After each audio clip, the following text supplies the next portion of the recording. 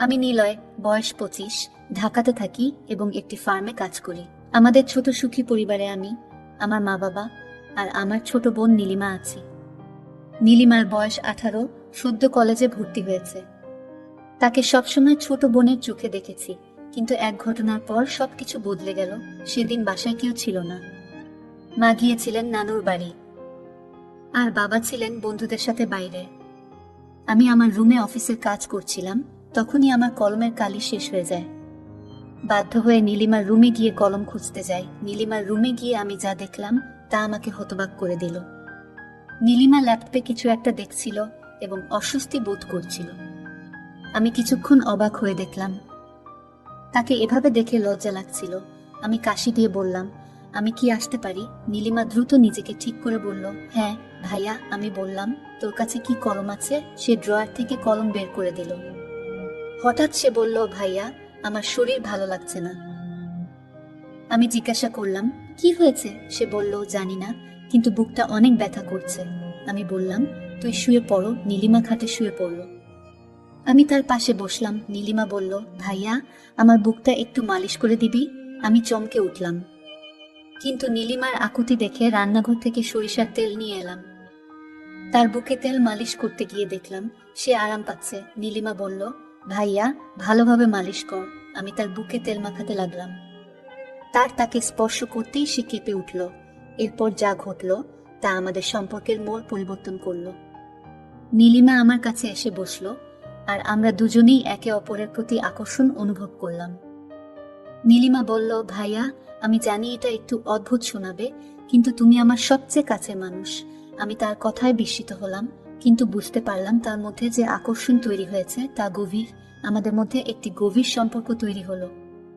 আমরা ঠিক করলাম, মা বাবা যখন বাসায় থাকবে না, তখনই আমরা আমাদের ভালোবাসা ও আকাঙ্ক্ষাগুলো ভাগ করে নেব। কিছুদিন পর মা বাবা আবার বাইরে গেলেন, আমরা বাসায় একা থাকলাম। নীলিমা আমার কাছে এসে বলল, ভাইয়া, আজ আমরা একটু সময় কাটাব? আমি বললাম, হ্যাঁ, কেন নয়।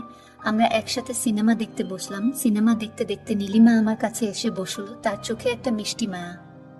সে আমার দিকে তাকিয়ে বলল, ভাইয়া, আমি তোমাকে সবসময় ভালোবাসি। আমি তার কথায় মুগ্ধ হয়ে বললাম, আমিও তোমাকে ভালোবাসি নীলিমা। আমরা একে অপরকে জড়িয়ে ধরলাম। আমাদের এই নতুন সম্পর্ক যেন আমাদের জীবনে এক নতুন অধ্যায় হয়ে দাঁড়ালো। এরপর থেকে আমরা বুঝতে পারলাম, আমাদের ভালোবাসা শুধু ভাই বোনের মধ্যে সীমাবদ্ধ নয়। আমরা একে অপরের সঙ্গী হয়ে থাকব।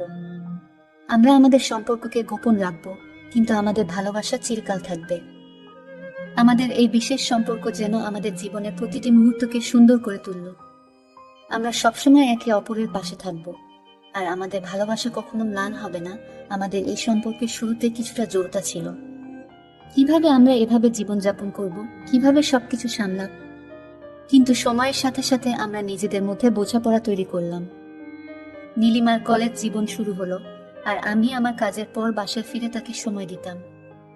আমরা একসাথে গল্প করতাম, সিনেমা দেখতাম আর বিভিন্ন বিষয়ে আলোচনা করতাম। নীলিমা একদিন আমার কাছে এসে বলল, ভাইয়া, তুমি জানো, কলেজে আমার অনেক বন্ধু হয়েছে, কিন্তু আমি তোমার সাথে সময় কাটাতে সবচেয়ে বেশি ভালোবাসি।